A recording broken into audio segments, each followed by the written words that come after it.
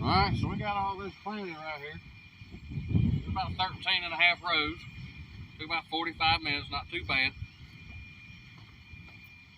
And run back over it with the tractor tires to help get good seed contact with the soil.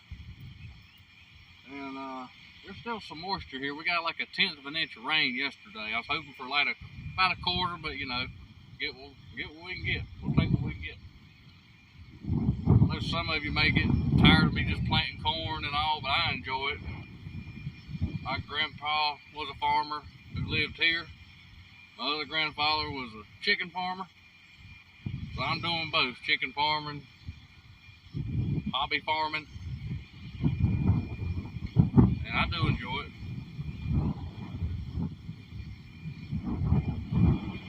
And whenever you start planting is just the first stage. Then we'll fertilize it as a starter fertilizer, 1717. And we'll come back with a straight 34 nitrogen, side dress it once it gets a little taller. Maybe not with that tractor, because the way it's set up is, we'll do something to get the side dressing on it. To tell you the truth, if I had another area, not even here at the farm, you know, within a half mile down the road, I'd plant it. But the bulk of the fields is leased out to a real farmer. I'm just like piddling, hobby farmer, if you will. And maybe one of these days I may get into the real farming, but I don't know. A lot of stress in that too. They're the biggest gambler there is. I mean, you got all the money in seed, fertilizer, equipment, not knowing if you're going to get a drop of rain. Then there's insurance, which will pay you back for what you got in the ground, but it don't cover fuel.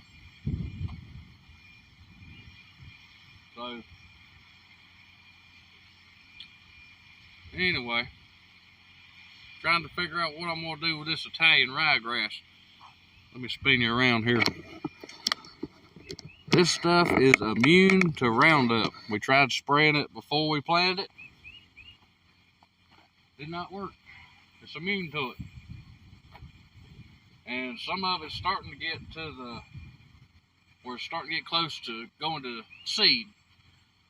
That's one thing I don't need is any more of it. We can't put a burn down agent on it. One, I can't get that stuff. I ain't got the license for that. But then I don't want to burn down my corn either. So probably do is go back and get the bush hog. The corn, it's coming up. It's 9 days earlier than what we just planted. It's up about 2 inches tall. So come back with the bush hog and just straddle the rows back and forth and keep it short to maybe where the corn will get above it and shade it out. And hopefully we can do that this year. As far as next year, I don't know what we're going to do. It kind of clumps up when you diss it, and when you cultivate it. May have to get a counter-rotating tiller put on a tractor. That just turns your dirt to powder. And we do got rock here. Those things in rocks do not go real well. Shear pins will come out pretty easily.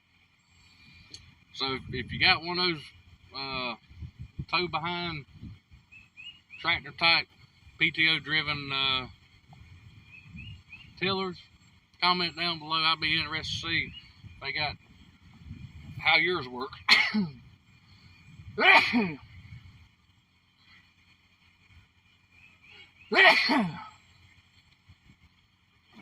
Woo. Let's try this again. If you got one of the tractor type 3-point hitch tillers, comment down below, and I'll see does it work good? You got shear pins, a slip clutch. I just want to ask, because I can't do this over and over. Eventually it's going to take over everything, and then we'll have to get a tiller. But We got a lot of rock here. We'll have to pick up rocks, I guess. Subsoil it and pick up more rock, and subsoil it and pick up more rock. And then we can, I guess, have a decent field then. Y'all have a good afternoon. I'm gonna go get the bush hog and come back and cut this stuff down, keep it from going to seed.